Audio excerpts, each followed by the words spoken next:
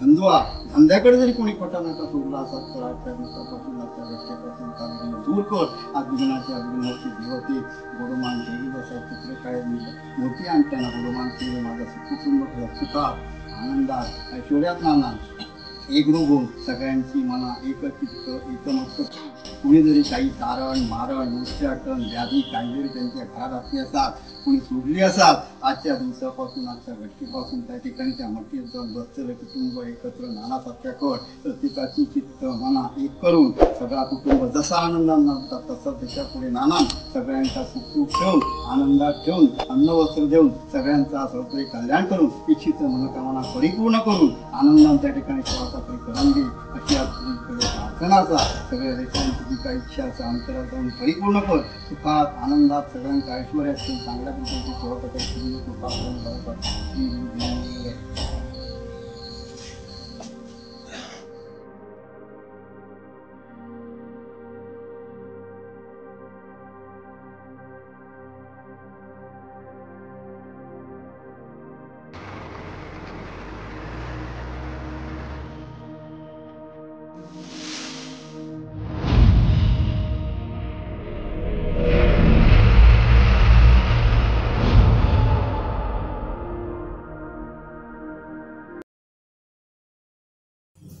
मूळ आम्ही सावंत भोसले साधारण आमच्या माहितीप्रमाणे कुणकेरून आमचे पूर्वज इथं आले. कुणकेरी आमचं मूळ हे भवानीचं भवानी देवी. तर तिथून साधारण आमची आता इथं जवळजवळ ही 5वी पिढी चालू आहे. नारायण हे आमचे तिथून आले इथं स्थायिक झाले. तिथून आता ही आमच्या ह्याच्यापर्यंत पुढे चालू आहे. कोकणात गणपतीचं खूपच जास्ती महत्व आहे आणि त्याच्यामुळे गणपतीला जास्ती दिवाळीला कमी. दिवाळी तुमची शहरांनी इथं कोकणात गणपती हे सगळ्यात जास्ती आहे. असं काय म्हणजे काय आम्ही लोक म्हणतात कोकणात एवढी मजा आहे की कुठल्याच त्याच्यात गणपतीला जेवढी कोकणात मजा येते असं कुठेच मजा होतच नाही. कोकणात म्हणजे कसं आहे आता पूर्वजांनी गणपतीला जास्ती देवाचं स्थान दिलेलं आहे. कोकणात आम्ही मिळून मिसळून करतो रात्री 2-2 वेळा भजन करणं आरत्या करणं ती जी मजा आहे ती इतर कुठल्या त्यात नाही. त्यामुळे त्याला जास्ती महत्वाचं वाटतं. आणि त्याच्याबरोबर एक आणखी कारण म्हणजे देवीचा संध्याकाळी विसर्जनच्या वेळी ते तिथं नेऊन सोळा हे केलं विसर्जन करतात. भाकरी म्हणा काय म्हणा नैवेद्य दाखवतात. भाजी भाकरी किंवा मांस मशी त्याला नैवेद्य म्हणून दाखवतो. मच्छीचा हा भवानी लक्ष्मी बघितलं ना बकरं वगैरे तिला दाखवतात तसं ते इथं आपलं दाखवतात थोडंफार. आणि बाहेरच्या ठिकाणी कसं मच्छी देवीला खूप हे करतात ते लोक बाहेर गणपतीत येतात पण ते भजन वगैरे करतात. म्हणजे आजकाल कसं डीजे किंवा गाण्यांचं चलन आहे पण इकडं मी कधीच फोनवर पण गाणं लावलेलं बघितलं नाही. आजकाल सगळीकडे गाणं किंवा डीजे स्पीकर बिकर लावतात पण गणपतीमध्ये पकवाज असतो पेटी असते टाळ असतं आणि पारंपरिक सध्या जुनी सगळी वाटते. हा आणि ह्यात असं नाही की कोणतरी बाहेरून आलंय भजनाला म्हणजे येतात पण तरी ते प्रत्येक घरात एक कोणतरी असतो जो वाजवत असतो. ही जी संस्कृती पुढे येत राहिली त्याच्याबद्दल तुम्हाला काय वाटतंय की बाबा हे कसं काय झालं किंवा जतन झालं? प्रत्येकानं वाटतच ना म्हणजे आमच्या ह्याच्यातून कोण ना कोण म्हणजे ती परंपरा चालूच राहावी त्या हिशोबाने कोण कोण शिकतात. आमच्या काका आता दुपारी बघला तुम्ही दुपारी 80 वर्षाचा तो आहे 80 वर्ष ते पकवाज आता वाजवत होते ते तबला वगैरे त्यावेळी वाजवायचे जुन्या त्यांच्या ह्याच्यात. आता त्यांचा मुलगा वाजवतोय सध्या. ही घराण्याची परंपरा चालू आहे सध्या. नवीन आज नवीन मुलं पेटी वाजवतात. आता संगीत भजन चालू झालेलं आहे. पहिला दुसरं होतं टबला आणि टाळ एवढ्यात भजन होतं. आता ह्या पेटी तो पण पेटी वाजवतोय सध्या. हे मुलं आता पेटी वाजवतात संगीत भजन चालू केलंय थोडंफार. गणपतीत आपण बरेचदा डेकोरेशन बघतो किंवा आजकाल थर्माकॉलचे किंवा प्लास्टिकचे फुलं वगैरे लावले जातात. मी बघितलं की इकडं माटी म्हणून एक प्रकार असतो जो वरती लावला जातो. त्याच्याबद्दल थोडं काय सांगाल तुम्ही? मातीला म्हणजे बघायला गेलं तर मातीला हे म्हणजे असं आहे की ती आपल्या परड्यातली म्हणजे आपल्या रानात जे जवळपास आपल्या जवळपासच्या एरियात शोधून लावला ते सुशोभीकरण करणं चांगलं वाटतं ते. आणि ते औषधी फळ पण असतं काय काय त्याच्यात. आरतीला संध्याकाळी पोरं जातात त्यावेळेस घरी कोणी काकडी लावली असेल किंवा जागेवर प्रसाद वगैरे असेल तर मजा मुलांचं किंवा हे आहे की इथं आता एखादं लावलेलं असेल तर मुलं काढून खातात नाही. एक ती हे आहे पद्धत आहे ती. मुला नाही का जाऊन त्या छोट्या छोट्या काकड्या खायच्या प्रसादले खातात जाऊ नाही ते नाही. गणपतीचं वाहन काय आहे हुंदी. हे छोटस वाहन ना आणि गणपती मोठा मोठा. आणि तो चंद्र असतो तो रथावर असतो. रथावरून जात असतो ना. तो गणपतीचं वाहन बघून तो हसतो. उंदीरचं वाहन असतो चंद्र. तू एवढा मोठा आणि हे तुझं एवढंस वाहन म्हणून त्याला तो शाप देतो ओ गणपती. आणि त्यावेळी तो बघे त्याला हे करतो दया करतो म्हणजे शाप देतो. तेव्हा ती आपण जे काकड्यापुढे खातो ना म्हणजे चोरून चोरायची पद्धत चोरायची पद्धत. चोरली पाहिजे ती. त्याला जो कोण तोंड बघेल त्याला क्लेश लागेल. तर मग तो त्याला हे करतो ना. त्यामुळे सांगतो की मला उशाप दे. तर सांगतो असं असं हाय तुला मी उशाप देतो. त्या दिवशी जी लोक हे बघतील की ना त्यांनी चंद्र बघायचा नाही चोरून खायच्या असं ते पौराणिक हे आहे. आता तुम्ही सांगितलं की हे काहीतरी 4-5 घरात गणपती आहे. पूर्वी एकच होता. पूर्वी हा एकच मूळ घर माझ्याकडे इथंच आहे. आता बाकी देवस्थानचं हे सगळं इथंच आहे. म्हणजे पूर्वीचं जे लोक आलेत ना ते येताना काही नारळ वगैरे घेऊन आले. वसाचं हे म्हणून इथंच आहे ते. आता त्याच्यानंतर सगळी घरं एक एक वाढलेत. बाकी जो कार्यक्रम पहिला काय तो इथंच पहिला होतो मेन घर स्वामी भोसलेचं. ज्या दिवशी गणपती येतो त्या दिवशी मी बघितलं आमच्या इकडं गणपती असं म्हणायला नाही पाहिजे पण विकायला दुकान असतात किंवा जसं स्टॉल असतो तसं. पण इकडं मी सावंतवाडीत बघितले नाही. गणपती शाळा आहे त्याच्याबद्दल थोडं तिथे सांगितलं होतं अगोदर गणपती आधी आम्ही 1-1.5 महिना अगोदर तिथं ऑर्डर देतो त्याला आमचं बघर म्हणून तो साईज ऑर्डर काय दाखवतो नाही ते बनवतो. इथं तर इकडे पीओपी जास्त नाही मातीच्याच एक बनवतात. कारण ते पाण्यात ठेवलं विरघळतात ना. ह्याचे तुमचे ते विरघळत नाही ना पीओपी. आमचं तर पीओपी खूप म्हणजे लोकांनी हे केलेलं जातं पीओपी वापरायचेच नाही म्हणून.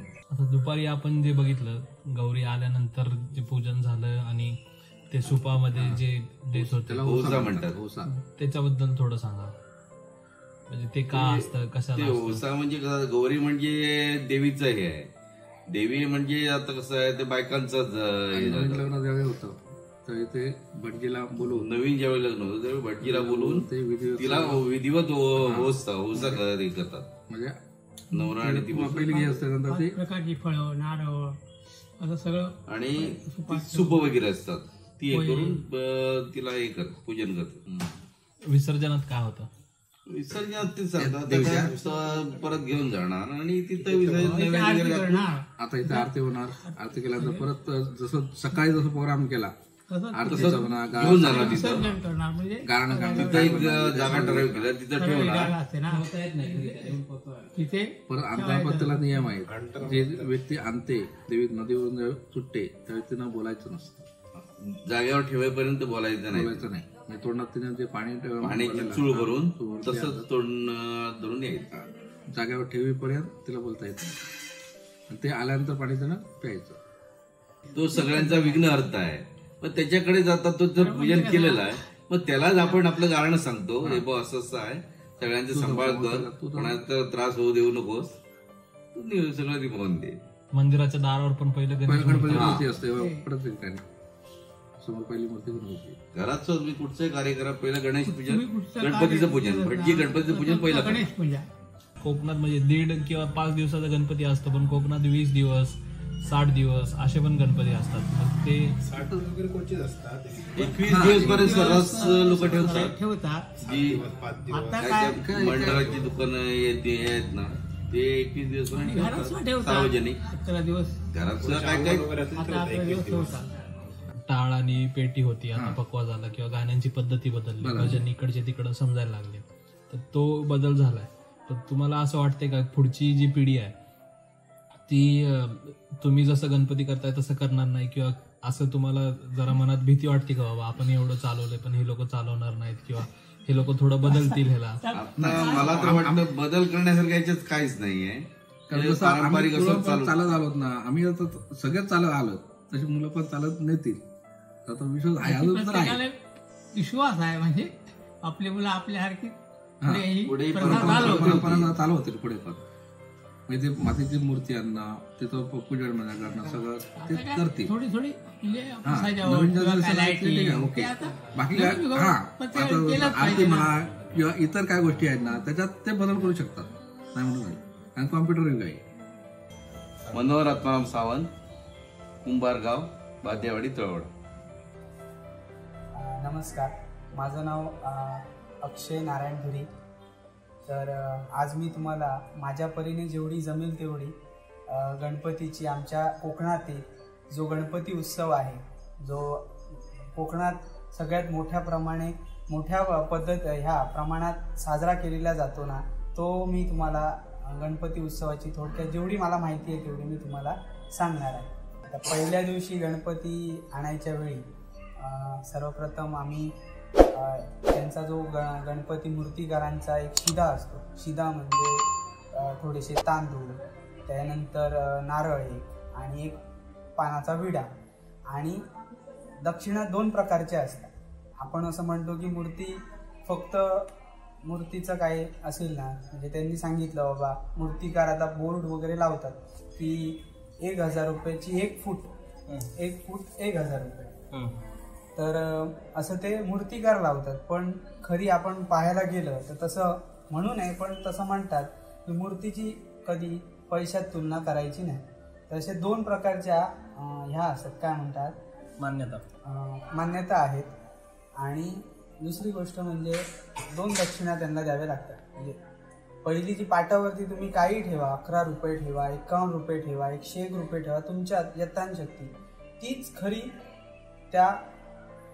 ती काय तुमची त्यांना देणार ना मूर्तिकारांना दक्षिणा, तीच त्यांची खरी दक्षिणा असते.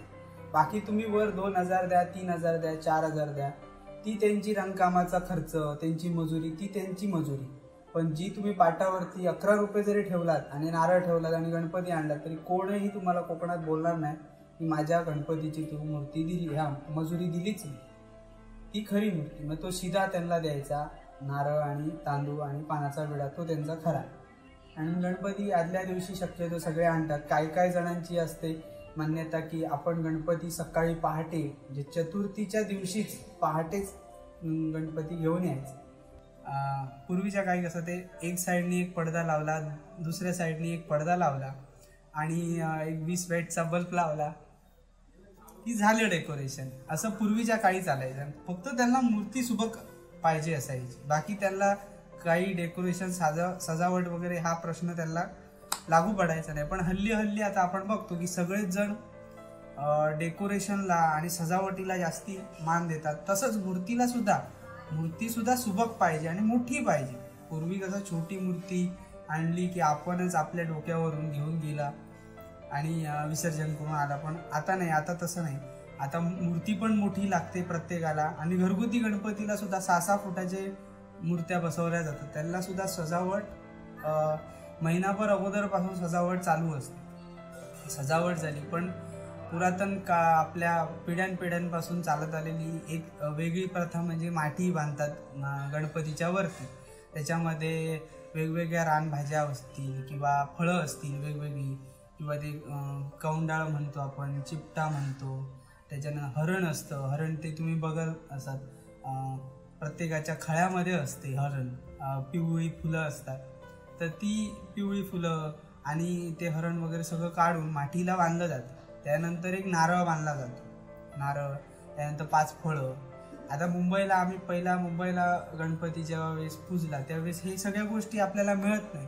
मग आपण काय करतो की 5 प्रकारची फळं आणि 5 प्रकारची कुठल्याही प्रकारची भाजी, कोबी वगैरे सोडून पालेभाजी किंवा असं लावून आणि आंब्याची ताळं वगैरे लावून अशी ती माठी आम्ही सजवतो. अच्छा, ही माठी बांधण्याचा गावातल्यांचा हेतू असा, आता पण आणि पूर्वी पण हेतू असा की हे जे भाज्या आहेत किंवा ही जी फळं आहेत रानातली, ही पुढच्या पिढीला कळावीत आणि हे असंच यतोनात पुढे वर्षोनुवर्ष चालत राहावं.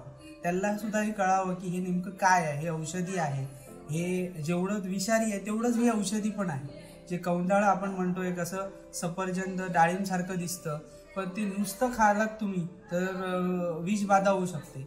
पण तेच कुठल्या तरी जखमेवरती किंवा काही असं समजा पोटामध्ये दुखत असेल वगैरे तर ते पोटावरती झरून वगैरे लावलं जातं, ते औषधी आहे. पण तुम्ही जर त्याचं प्राशन केलात तर ते तेवढं तुम्हाला विषबाधा देऊ शकते. म्हणजे हे सुद्धा काही छोट्या मोठ्या गोष्टी पुढच्या पिढीला कळाव्यात म्हणून ह्या सगळ्या मातीवरती हे सगळं सजवलं जातं. आणि अशा प्रकारे ती माती आदल्या दिवशी सजावट वगैरे सगळं करून सकाळी भटजी यांची पूजा व्हायच्या आधी गणपती आसनावरती ठेवला जातो. काय काय जण आदल्याच रात्री ठेवतात आणि काय काय जण सकाळी ठेवतात. ज्यांच्याकडे माणसं आहेत ते सकाळी ठेवतात. अशी पूजा केली जाते. गणपती आणल्यानंतर पहिल्या दिवशी आणल्यानंतर भटजींची पूजा अर्चा चालू होते सकाळी 5 वाजता, कधी 6 वाजता. त्या दिवशी तुम्हाला माहिती आहे की भटजी मिळणं अशक्य असतात. सो ते ज्याही वेळी येतील त्यावेळेस आपण सगळी मांडणी पूजेची जे काय तयारी आहे ती करून ठेवायला पाहिजे. त्या दिवशी त्यांना म्हणतात की नाराज करून चालणार नाही. तर असं असतं पहिल्या दिवशी सकाळी. आणि मग नंतर मग सगळ्या बायका जेवणाला लागतात. पहिल्या दिवशी 5 प्रकारच्या 5 वेगवेगळ्या भाज्या बनवल्या जातात. मग गावातल्या असो किंवा आपल्या इन जनरल आपण रोज जे खातो त्याच भाज्या असो, त्या सगळ्या भाज्या बनवल्या जातात आणि त्यांचा नैवेद्य दाखवला जातो. 21 मोदकांचा नैवेद्य दाखवला जातो. तर अशा प्रकारे नैवेद्य वगैरे दाखवून असा अर्धा दिवस पार होतो, म्हणजे पार पडतो.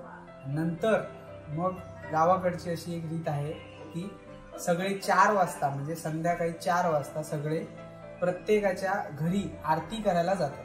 म्हणजे आपल्या घरातला एक तरी सदस्य दुसऱ्यांच्या घरी आरती करायला जातात. पहिल्या दिवशी कोणाकडे शक्यतो भजन होत नाही, पण क्वचित कोणाकडे झालं तर ज्यांचे 1.5 दिवसाचे गणपती आहेत त्यांच्या घरी पहिल्याच दिवशी भजनं होतात. बाकी ज्यांचे 5-6 दिवसाचे आहेत, 7 दिवसाचे आहेत, त्यांचे गणपत्यांना नंतर म्हणजे 3ऱ्या दिवसापासून तुमचं भजन आहे ते चालू केलं जातं. पण शक्यतो 4 वाजल्यापासून जे आरतीला पोरं जातात ते शक्यतो 12 वाजता कधी 1-1 वाजेपर्यंत आरती करून घरी परततात. तर असा हा पूर्ण पहिला दिवस साजरा होतो. आपण इन जनरल बघायला गेलात मुंबई वगैरे पुणा साईडला तर तांदळाचे लाडू आपल्याला खायला मिळतात, पण उकडीच्या तांदळाचे लाडू हे वेगळ्या पद्धतीचं लाडू आपल्याला इकडे खायला मिळतात. पण आता शक्यतो ती जरा प्रथा कमी होत चालली आहे, कारण सगळ्यांना कामं वगैरे जी आहेत ती कामं असल्यामुळे हे जे पदार्थ आहेत काय काय जुन्या घरांमध्ये अजून बनवलं जातं, पण जे एकदमच बिझी असतात, जे अगदी चतुर्थीच्या आदल्या दिवशी फ्री होतात त्यांना हे शक्य होत नाही. मग ते खडखडे लाडू, जे शेवाचे लाडू, शेंगदाण्याचे लाडू, मग ते पोरं खातात नाही तर टाकून देतात. ते काय त्याच्याकडे ती एक वेगळी मजा असते. मग काही असते काय पावसामध्ये काय काय जण काकड्या लावतात घराच्या बाजूला किंवा बाराच्या बाजूच्या शेतात वगैरे काकड्या लावतात.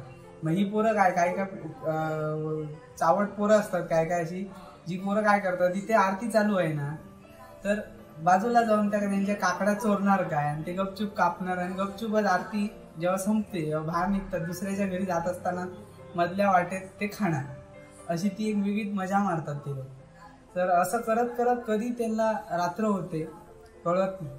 अच्छा, 3रा दिवस आला. 3रा दिवस आल्याच्या नंतर सगळी भजनं चालू. सेम तशीच प्रोसेस सकाळपासून. काय काय मुलांचे एकादशमी असतात सकाळी, आई वडील सांगतात की तू एकादशमी करून घे. मग काय काय 3ऱ्या दिवशी 4थ्या दिवशी काय काय जणांकडे पूजा पण असतात. तर प्रत्येकाकडे पूजा वगैरे सगळ्या केल्या जातात. तर 3ऱ्या दिवशीपासून भजनं जी लांब लांबची भजनं आहेत ती चालू होतात. मग लांब लांबची भजनं म्हटल्यावरती 3 वाजता 4 वाजता सुरुवात करावी लागते. जर समजा तुम्हाला आरोंद्याला जायचं असेल, शिरोडाला जायचं तर किमान तुम्हाला 3-4 वाजता तरी निघायला हवं, तरच तुम्हाला एक 5-6 वाजेपर्यंत तिथे पोहोचता येईल. ते 5-6 वाजता ज्यावेळेस भजनं चालू होतात त्या ती 5-6 वाजता भजनं चालू झाली ती जवळपास पहाटे 6 वाजेपर्यंत भजनं चालू असते. मग त्याच्यात फरसाण असेल, मग लाडू असतील, कोण समोसे करणार. आता नवीन प्रथा आली आहे. पहिला तर फरसाण नाहीतर नेवरे लाडू एवढंच दिलं जायचं, पण आता त्याच्याकडे लोक दुर्लक्ष. ते दिलं ना त्याच्याकडे भजन कमी करणार. म्हणजे तिकडे 1 तास करायचं आहे ना तिथे अर्धा तासच करणार. पण जर तुम्ही तुमच्या किचनमध्ये जर समजा गरमागरम वडे भाजत असाल, समोसे भाजत असाल, आता नवीन फॅड आलाय चायनीज भेल बनवत असाल, तर 1.5 तास काय तुम्हाला 3 तास सुद्धा भजन करून जाणार. अशी आता नवीन पोरांचा म्हणजे जसा वास येईल तसं भजन रंगणार. हा, आणि जर समजा कळलं समजा की बाबा नाही तयार झालाय आता फक्त, तर लगेच भजन आटपणार आणि खायला वेळ जास्ती घालवणार, भजनाला वेळ जास्ती घालवणार नाही. परत तेच रुटीन पुढच्या 4-5व्या दिवसापर्यंत चालतं. असं करता करता करता करता 4था दिवस, 5व्या दिवशी, कधी 4थ्या दिवशी येतात देवी, तर कधी 5व्या दिवशी येतात. तर देवीचा कार्यक्रम आमच्याकडे मोठ्या प्रमाणात साजरा केला जातो. 4थ्या दिवशी कधी गौरी येतात किंवा 5व्या दिवशी गौरी येतात. यावर्षी 1 दिवस कमी आहे, यावर्षी 10व्या दिवशी अनंत चतुर्थी आहे, त्यामुळे गौरी ज्या आहेत त्या 5व्या दिवशी येतात आहे आणि 6व्या दिवशी जाणार. अच्छा, ह्याच्यामध्ये कोकणामध्ये काय काय घरांमध्ये गौरी ज्या आहेत त्या काही वस्तीच्या असतात. वस्तीच्या म्हणजे काही गौरी रात्री राहतात आणि दुसऱ्या दिवशी जातात, आणि काही गौरी सकाळी येतात आणि संध्याकाळी जातात. मग आणताना सगळे म्हणजे वस्तीचे असो किंवा एका दिवसाचे असो, ते आणताना एकच संगती आणतात आणि जाताना मात्र ते संध्याकाळी जातील. आणि आमचे जे गौरी आहेत त्या दुसऱ्या दिवशी जाणार. आमचे वस्तीचे असतात. त्या वस्तीचे म्हटल्यावरती त्याला जागर असतो रात्रभर, मग भजन कीर्तन, मग बायकांचे काय फुगड्या. आता फुगडी पण आपल्याकडे बऱ्याच बायका करतात. त्यानंतर पहिलं असं होतं की भजन म्हटल्यावरती फक्त पुरुषच जायचे, आता असं नाही झालं. आता मुली, बायका सगळ्या म्हणजे सगळे जण भजन फुगड्या वगैरे करतात. तर गौरीच्या दिवसात हा असा कार्यक्रम केला जातो. मग गौरीचं पूजन म्हणायला गेलं तर पहिलं सर्वप्रथम गौरीला सजवून वगैरे नदीवर नेलं जातं. गौरीचं पूजन घरी केलं जात नाही, नदीवर केलं जातं. मग नदी तुमच्या आजूबाजूला नदी असेल ना, त्या नदीवरती ते करतात. पहिल्या दिवसापासून जी गणेश चतुर्थीची उत्साहाने पूजा वगैरे करून जी सुरुवात होते, 6व्या दिवशी गौरी जाईपर्यंत ती तशीच उत्साह तो चालूच असतो आणि तसाच पुढे हळूहळू चालत असतो. पण अखेर 11वा दिवस अनंत चतुर्थीचा येतो, जो अख्ख्या महाराष्ट्राला का अख्ख्या देशाला नकोच असतो. कारण बाप्पा आपले अजूनही दिवस राहावेत.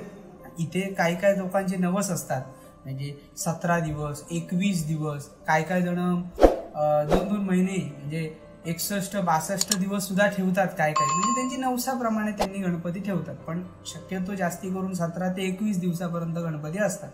काही जणांचे दरवर्षी 21 दिवस गणपती असतात. तर कोणाला मूलबाळ होत नाही म्हणून त्यांनी नवस बोललेला असतो, किंवा कोणाचं आणि काहीतरी मागणं असतं, त्याच्यासाठी नवस बोलून ते गणपती बाप्पाला 21 दिवस, 17 दिवस असे ठेवतात. तर असं हे चाललेलंच असतं. पण 11व्या दिवशी खरी जास्तीच करून गणपती विसर्जनाला निघतात, म्हणजे निरोप आपला घेतात घरात. तर निरोपाला जाताना आणि मांडावरती, आता आपण मांडावरती आपल्या मुंबई वगैरे किंवा इतर ठिकाणी त्याला असं म्हणतो की विसर्जनाला चाललो.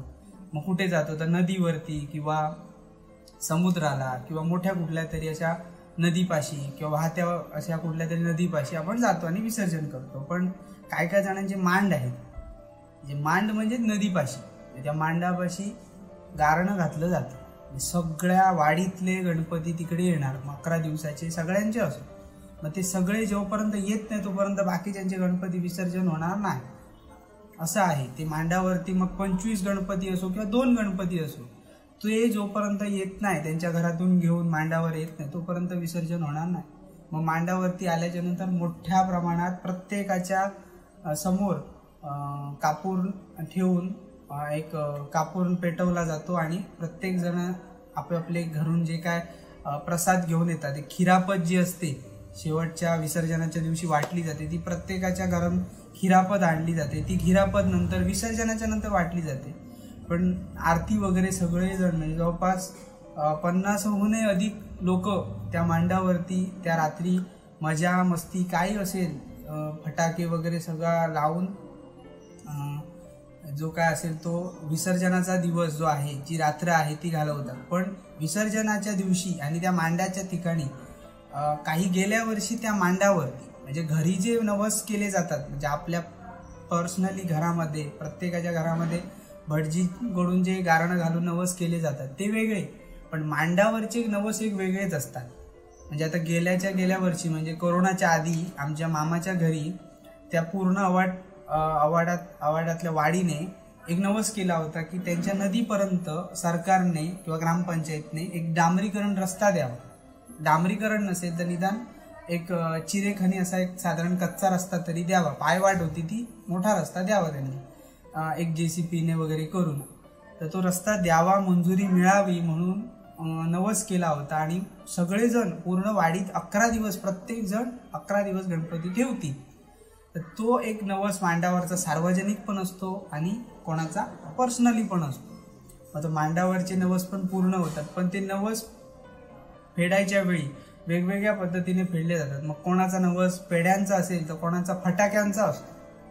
म्हणजे वेगळ्या पद्धतीचे नवस असतात. म्हणजे बाबा फटाक्यांची आतिषबाजी, बाबा ते मी करीन तिकडे, किंवा सगळ्यांना काहीतरी खाऊ वाटीन किंवा पेढे वाटीन, 1 किलो 1.25 किलो 2 किलो काय असेल ते.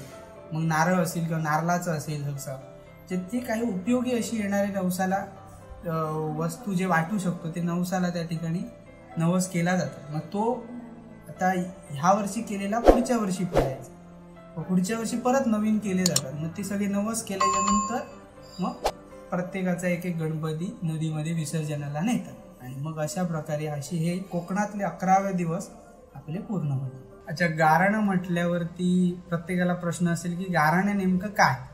आपण एका देवाला आपण गारणं घालतो. मालवणी भाषेमध्ये गारणं म्हणतात, पण मराठीमध्ये साकडं, आपलं जे मराठी भाषेमध्ये साकडं असतं त्यालाच मालवणी भाषेमध्ये गारणं म्हटलं जातं. म्हणजे गारणं कसं प्रकारे घालतात, म्हणजे गावकार जे देवळामध्ये घालतात ते एक वेगळं गारणं असते देवाकडे, आणि ते देवापर्यंत पोचते. आपल्या कोकणातले जे देवस्थान आहेत ती सगळी जागृत आहेत आणि आपले जे गावकार आहेत त्या देवळातले त्यांचं ऐकतातच. पण ज्यावेळेस गणरायाला गारणं घातलं जातं ते एक वेगळ्या पद्धतीने गारणं घातलं जातं. म्हणजे गणरायाला आता लॉकडाऊनमध्ये भरपूर लोकांनी नवस केले. आम्ही सुद्धा गेल्या वर्षी लॉकडाऊनमध्ये नवस केला होता की आमची आत्ती जी होती ती सिरियस होती, त्यामुळे आम्ही एक छोटासा भटजींच्याच हातून एक नवस केला होता की बाबा ती बरी होऊ नये, आयसीयूतून बाहेर येऊ नये. तर पुढच्या वर्षी म्हणजे यंदा तुझी सेवा जी आहे ती 5 दिवस आम्ही करू अशी ती. आणि यथाशक्ती आम्ही आज ती 5 दिवस करतो आहोत, नाहीतर एरशी आमचा 1.5 दिवस गणपती असतो. तर 5 दिवस ती आम्ही सेवा करतो. तर असं आम्ही गारणं घातलं आणि ते पूर्ण होतं. आता गारणं म्हटल्यावरती सर्वप्रथम सगळ्या देवांना म्हणजे गावच्या देवांना, गणपतीला, आराध्य महादेवांना सगळ्यांना नमन करून, आणि जे काय तुमचं सांगणं आहे बाबा गणपती गणराया बाबा अमुक अमुक आहे, अमुक सिरियस आहे, किंवा मूल होत नाही आहे, किंवा एखादी जागा अडकली आहे, किंवा एखादं काम होत नाही आहे, ते पूर्ण होऊ नये आणि पुढच्या वर्षी आम्ही तुझे ह्याच्याहूनही उत्साहाने हे करू आणि बाबा 1.25 किलो 1 किलो काही असेल ते पेढे किंवा आणि इतर काही बाबा नारळ असेल, मुकुट असेल, चेन असेल, काही सोन्याची वस्तू असतील, किंवा एखाद्या गरीबाला अन्नदान करू किंवा काय करू, ह्या अशा प्रकारे साकडं घालून त्या गणरायाला साकडं घालतात विसर्जनाच्या दिवशी आणि निरोप घेतात.